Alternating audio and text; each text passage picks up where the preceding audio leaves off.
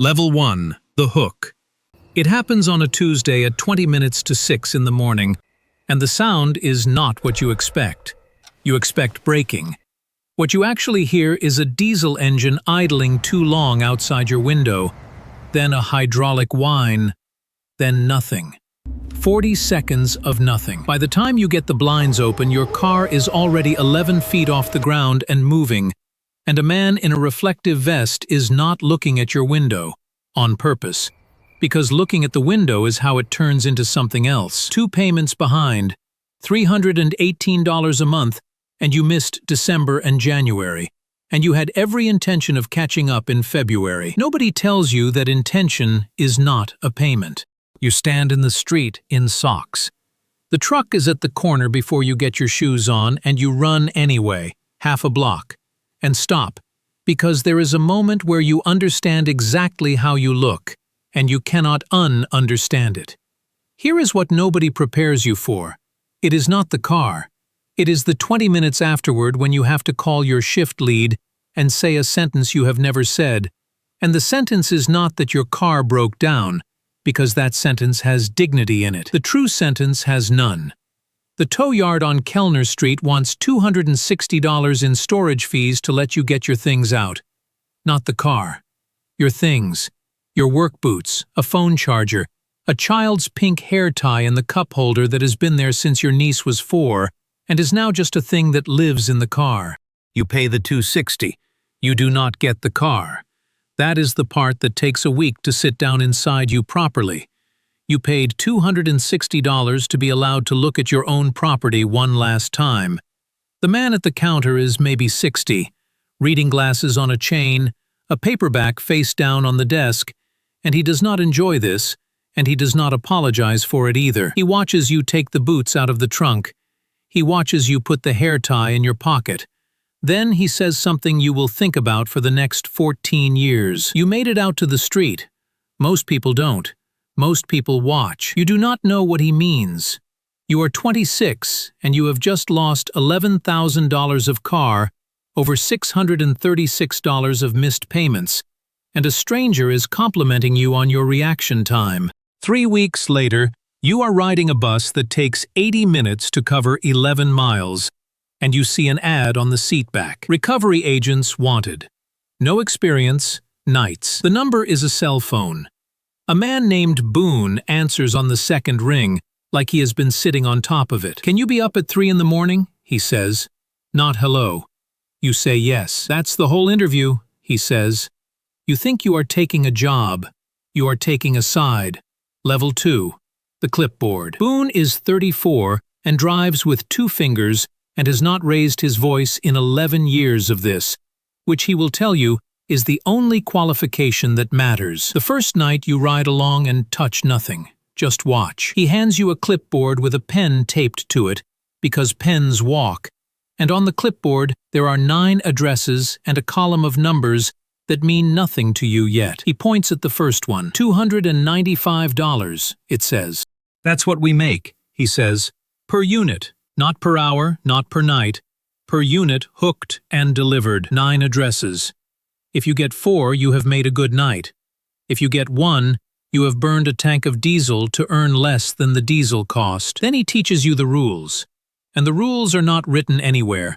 And every single one of them exists because somebody got hurt learning it the hard way. 4 minutes. From arrival to rolling. Anything over 4 minutes is not a repossession.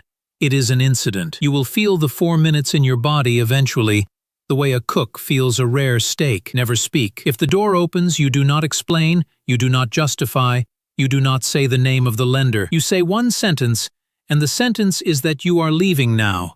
And then you leave now, with or without it. Never take a car with a child seat in it. Not because the law says so, because at 3 in the morning, nobody can prove the child is not in it. Back in first. Always back in. You want the truck facing out before you touch anything, because the 10 seconds it takes to turn around is the 10 seconds the whole night goes wrong in. And the last one, which he says while looking at the windshield and not at you. Every car has a person attached. You don't get to decide it doesn't. You just get to decide You're not going to talk about it. The paperwork is more of the job than the driving. A repossession order, a lien holder, an assignment. You learn that you cannot just take a car. You have to be told to take that specific car by the company that actually holds the paper. And that 90% of the arguments on a driveway are with people who genuinely do not understand this, who think you are stealing, and who are correct about the feeling and wrong about the law. Week 2. You get your own truck and your own clipboard. Your first solo unit is a silver sedan 4 payments behind, parked on the street, and it takes you 9 minutes because your hands will not cooperate. And when it finally lifts, you sit in the cab shaking so hard you have to hold the wheel with both hands to make it stop. $295. At the warehouse, you unhook it, and something falls out from under the seat and lands on the concrete. A school picture. A kid in a red collared shirt with the fake blue background they all have. You put it in an envelope, and you mail it to the address on the order, and you never tell Boone. And you tell yourself it is because it does not matter. You are keeping something in your pocket already. You just have not looked at it yet. Level 3. The porch light. By month 5, you are the fastest on the crew, and it costs you a piece of something you do not have a word for. Your average is 1 minute 50. Boone's is 2:10. You are better at this than a man who has done it for 11 years. And the reason is not skill, it is that you stopped hesitating. And hesitation was the last thing between you and the car. 12 to 14 units a week. At $295, that is roughly $3,800 a month before fuel, which is more money than you have ever made. And the first thing you buy is a car. Cash. No payments ever again, and you know exactly why, and you never say it out loud to anybody. The work develops a texture. You learn a city the way nobody else learns a city. You learn that a car that is not moved in 3 days has a different film of dust on the windshield than a car that moved yesterday. You learn that people hide cars behind churches because they think nobody looks at churches. You learn that a driveway with a motion light means the person inside is already afraid of something, and it is usually not you. You get good at the databases. License plate recognition cameras mounted on the truck, scanning 1,000 plates an hour as you drive normally down normal streets. And every so often the laptop chirps, and a red box appears on a screen, and a car that has been hiding for 7 months has just stopped hiding. The chirp starts to feel good. That is the part you notice and then decide not to examine. There is a man on the crew named Wendell, 52, 19 years in recovery work, and he still rents. He has a bad shoulder from a door that opened faster than he expected years ago, and he tells the story like a joke, and nobody laughs the second time. He is the best on the crew with people, genuinely gentle, calls everyone sir and ma'am at 3 in the morning even when they are screaming, and he clears about the same money you do. It takes you 4 months to understand that Wendell is not a colleague. Wendell is a weather report. Then there is the night on Halloway. A hatchback, 5 payments down, parked in the driveway of a duplex. And it is 10 minutes past 4 in the morning, and everything is normal until it is not. The porch light comes on at 90 seconds. That has happened before. What has not happened before is that the door opens and a woman comes out in a robe, and she does not scream, and she does not swear at you. She just walks up to the truck and says, very quietly, that her son has dialysis at 7, and she has 40 minutes of driving to get him there. You have the car up. 3 minutes 20. And here is the thing you do not tell anyone for years. You already know the answer, because Boone taught you the answer in week 1. And the answer is that you are not the lender. You cannot forgive a debt you do not hold. And if you drop that car, you eat $295, and you set a precedent that ends with you dropping every car. You say the sentence, "You are leaving now." You drive away and you see her in the mirror, standing in the driveway in a robe, with her arms at her sides, not chasing, and that is worse.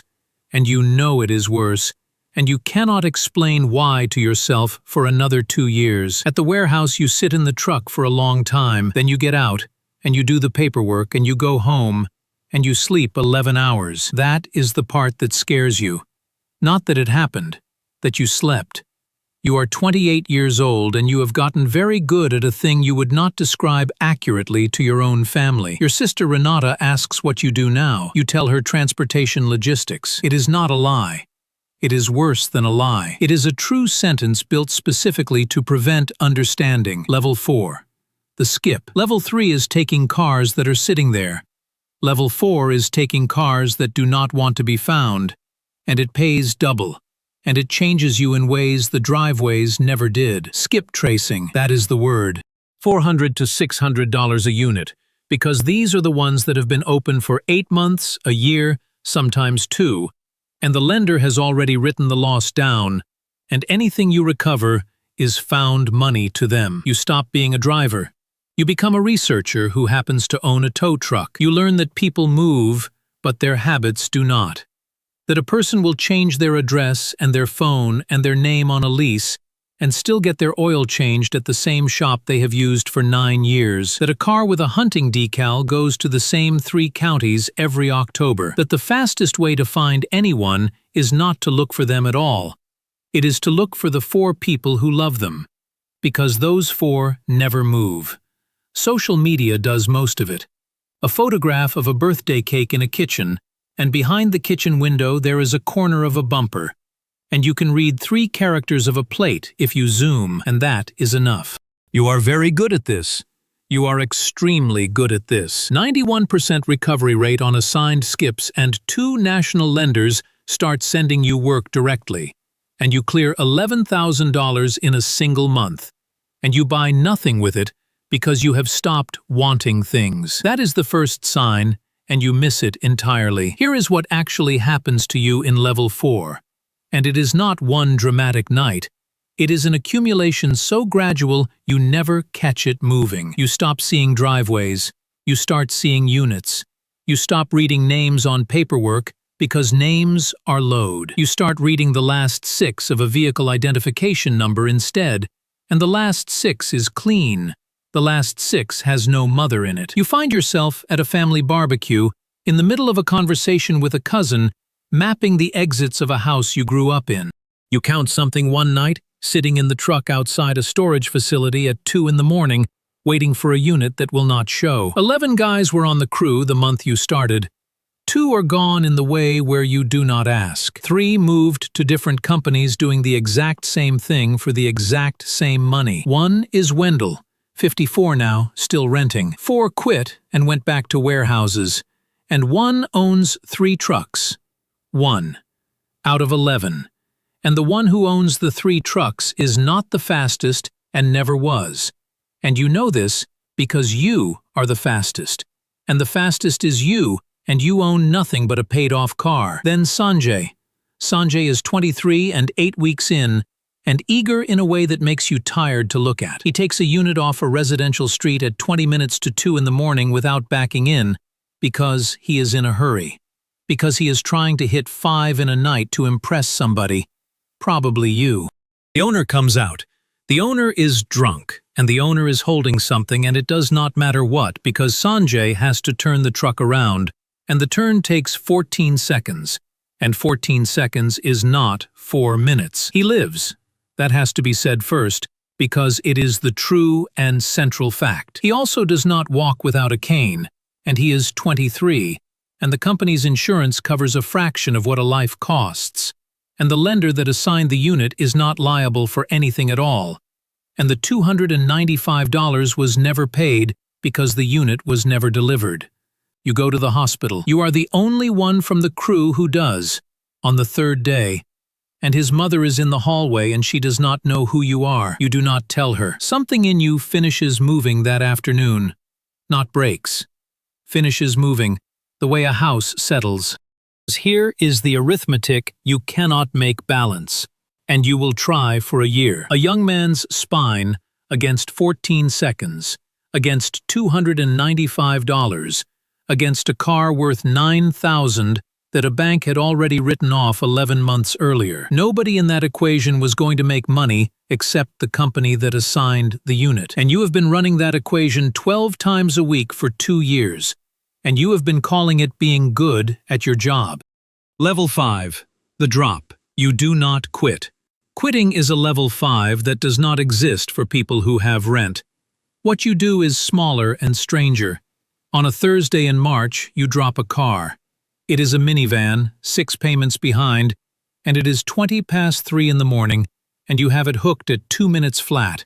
And there is a child seat in the back that you did not see from the street, and the rule says child seat means you walk. Except the rule exists to protect you. It has never once, in 2 years, protected anybody else. And you are standing there at 3 in the morning, realizing that every rule you have been given is a rule about your own safety, and there has never been a single rule about theirs. So you unhook it. And then you do the thing that ends your job. You write on the back of a fuel receipt where the nearest legal aid clinic is, and what a right to cure notice is, and you put it under the wiper. $95, unearned. And a piece of paper on a windshield that costs nothing at all. Boone does not fire you. He does something worse, which is that he tells you he understands, and then he stops assigning you skips, and your income drops from $11,000 a month to about $2,600 inside 6 weeks, and nobody ever says the word discipline out loud. You spend those 6 weeks in a place you have not been since you were 26, which is broke, and it is instructive, because you are broke on the other side of the desk now, and you can see the whole machine from underneath again. Then you go back to Kellner Street, the tow yard where your own car went 4 years earlier. The reading glasses on the chain, the paperback face down. Her name is Ottilie. You never asked, in 4 years of hauling units into her yard, and she has known your name the entire time because it is printed on the paperwork you hand her 40 times a month. There to ask about a job on the lot. What you get is a 2-hour conversation you did not plan on, at a counter, at 9 in the morning, with a cup of coffee she does not charge you for. Ottilie has run that yard for 26 years. She has seen roughly 40,000 cars come in, and she has watched every single owner walk out to the parking lot afterward.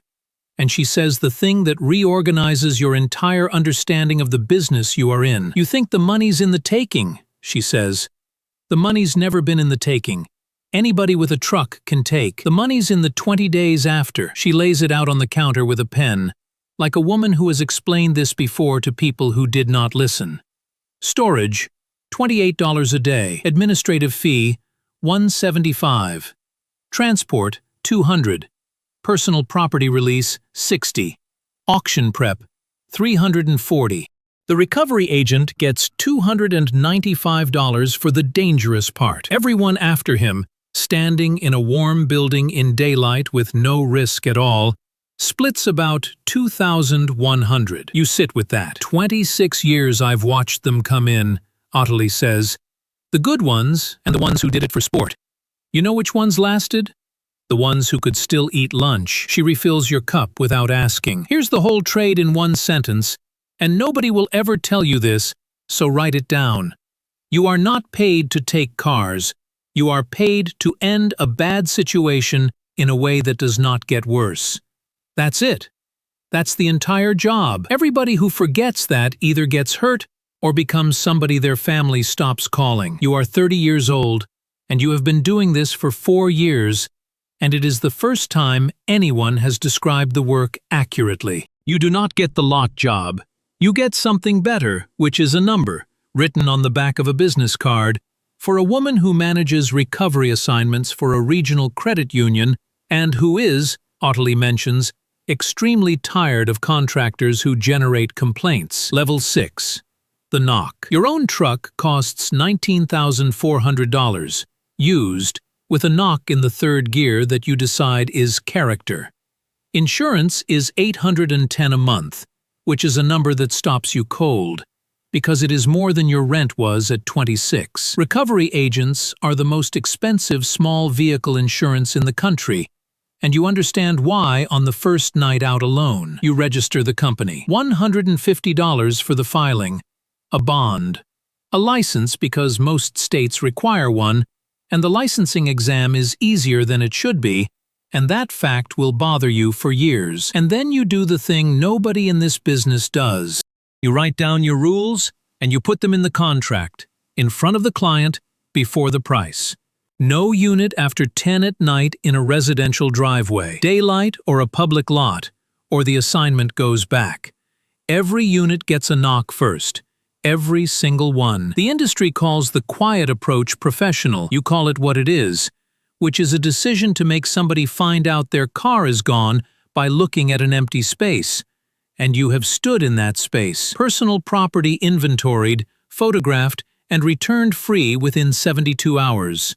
Not held, not charged for, and a card left in the door of every unit taken, with the lender's actual phone number, the amount required to cure, and a line saying you have the right to your personal belongings at no cost. The credit union manager reads it twice and asks the obvious question, which is why she should pay you the same as everybody else for less availability. The answer, because you spent 4 years collecting it. Complaints.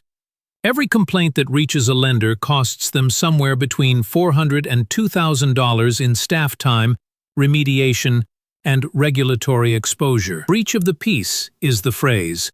And a repossession that turns loud can void the entire recovery and cost the lender the collateral outright. You're not buying a tow truck, you tell her. You're buying the absence of a phone call. She gives you 11 assignments as a trial.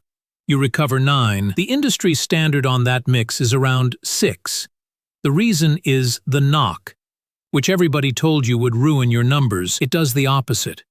Roughly 1 in 5 doors that opens turns into a payment arrangement made on a phone standing in a driveway at 9 in the evening, which is a recovery for the lender without a recovery at all, and you learn to invoice for it at a reduced rate, and they pay it happily because it is cheaper than a car. Month 4, you clear $4,100 net after everything. Month 9, you buy a second truck and hire a driver, and the first thing you teach him is not how to hook a car. It is how to stand. 3 feet back from the door, hands visible, not on the porch, on the walk. Talk to the ground for the first sentence and then look up, because a face at 3 feet in the dark reads as a threat, and a voice at 3 feet reads as a person. Wendell comes to work for you in the 2nd year, 57 now. You pay him salary, not per unit, which he says is the strangest thing anyone has ever done to him. And within 4 months he is training everyone, because it turns out that 19 years of calling people ma'am at 3 in the morning is the most valuable asset in the building, and nobody ever priced it before. Level 7. The lot. You stop selling recoveries. You start selling the 20 days after. Lee's arithmetic, running the other direction. If the money was never in the taking, then own the part where the money is. A storage lot. 41 spaces, $210,000, with a banknote you sign with a hand that does not shake anymore. A property release desk that is open Saturdays, which no lot in your county is, because Saturday is the only day the person who lost the car can actually get there. And then the part that changes the size of the business.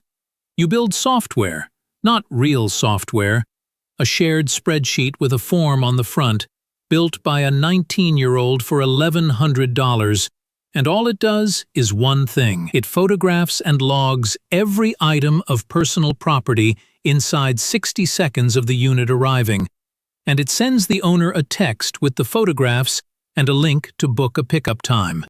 The lenders lose their minds over it, because personal property is where the complaints come from, not the car. Nobody complains to a regulator that you took the car they stopped paying for. They complain that their daughter's inhaler was in it. Property complaints drop to near 0 across your book. 2 lenders move their entire regional assignment volume to you inside a year. 14 trucks, 29 people on payroll with real payroll and dental, paid Friday before noon, which has never once been late, because you have stood on the other side of a short envelope and you remember exactly what it weighs. You hire the way nobody in this industry hires. You will not take a former police officer, which offends several people, and you take people with judgments and repossessions of their own on record, deliberately, because they knock differently. They knock like somebody who knows what the sound does to a room. Your night desk. She lost a car at 22 and a house at 31, and she can talk a person off a porch in 90 seconds flat. Sanjay does your compliance and training from a desk. 6 years after Holloway.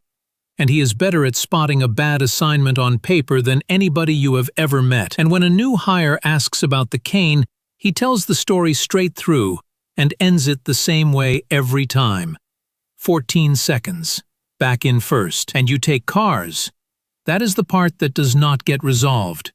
14 trucks, roughly 260 units a month, and every single one of them is somebody's worst week, and the knock does not change that, and the property text does not change that, and the Saturday desk does not change that. What it changes is the count of people who got hurt, which is the only number you were ever actually able to move. There are 26 lots in the state that do this the old way, and you are the one that grows, and 2 of them sell to you, and the 3rd calls you a coward in an industry magazine. You frame it. Sanjay hangs it by the training room door. Then a national servicing group flies 2 people in and asks what it would take. Level 8. The release. The negotiation runs 9 weeks, and you are strange inside it. Calm in a way their lawyers keep testing for a crack. They are arguing about a multiple. You have stood in a street in socks. They have nothing to threaten you with. $6.1 million. Your conditions go in before the price, in the agreement, in writing, and their counsel calls 2 of them non-standard, and you make him read all 3 back out loud. No unit after 10 in a residential driveway, for the life of the operating entity. Personal property free, photographed, 72 hours, no exceptions, written as a servicing standard with a penalty clause attached. Maricella's night desk and Sanjay's compliance department locked at title and salary for 5 years. They think the 3rd one is sentiment. It is not sentiment. It is the 2 people who make the first 2 actually happen, and a rule with nobody to enforce it is a paragraph. The wire lands on a Wednesday at 11:20 in the morning, and you are on a stepladder in the property room, matching a box of items to a claim ticket, because that is where you are on a Wednesday. You finish the box first. There is nobody watching. You just finish the box. Here is what the money actually does, and this is the part nobody says plainly. It does not make the sound of a diesel engine idling outside a window mean nothing. You are 40 and you still wake up at it. In a house with an alarm system, on a street where nobody has ever missed a payment, a truck goes past at 5:20 in the morning and your eyes open. You still back into every parking space you ever park in. Your family has stopped asking about it. You still cannot watch somebody run in socks. Any context. A kid chasing a bus. The money does the thing money does, which is that it moves you from the 14 seconds side of the equation to the side that writes the assignment. And there was never anything in between those 2 positions, and that is the entire economy in one sentence. Somebody decides, somebody drives, and only one of those 2 is ever in the driveway at 3 in the morning. So you fund the boring thing. Not a charity, a fund at 11 credit unions that covers a single missed payment once per member per lifetime. No application, triggered automatically at day 51, before the assignment goes out. $280 average, against a recovery that costs the lender roughly $2,400 all in and costs the member their job about 1/3 of the time. It is not generosity. You presented it to the 11 boards as arithmetic, and they took it as arithmetic, and that is exactly why it survives you, because charity ends and math does not. Ottilie is 71 and retired, and you call her on Sundays. She has never once said she is proud of you, and you have never once needed her to. You still have the spare key. Your own car, the silver one, 4 payments, 26 years old, taken at 5:20 on a Tuesday in socks. The key has been on your ring for 14 years, and it opens a car that was crushed a decade ago, and you have never explained it to anybody who has asked. And then it is a Tuesday in October, and you are up at 5:20 because you are always up at 5:20, and you are on a street you have no reason to be on, and you hear it. Diesel idling too long, hydraulic whine, then the 40 seconds of nothing. Second floor window, blinds go up. A young man, 26 maybe, and the car is already 11 feet off the ground and moving. The kid in the truck is doing it right. Backed in. not looking at the window. He will clear the corner in under 3 minutes, and he is going to have a good night and make $295, and he does not know yet that he is the only person in the entire transaction who is standing outside in the dark. And the guy comes out of the door in socks, runs half a block, stops. You know that stop. You know the exact half second where he understands how he looks. You could cross the street. Some mornings you do. You have the card in your wallet, and the card has a number on it that answers on the second ring, and roughly 1 in 7 of them calls it, and 1 in 7 is a number you made peace with a decade ago. Today you stand at the end of the block with your hands in your pockets while a stranger stands in the street in his socks, doing arithmetic that will not come out. The truck clears the corner. He is going to spend $260 to get his boots back. He is going to take something small out of that car and put it in his pocket, and he will not know why for a long time. And in about 3 weeks, on a bus that takes 80 minutes to go 11 miles, he is going to see an advertisement.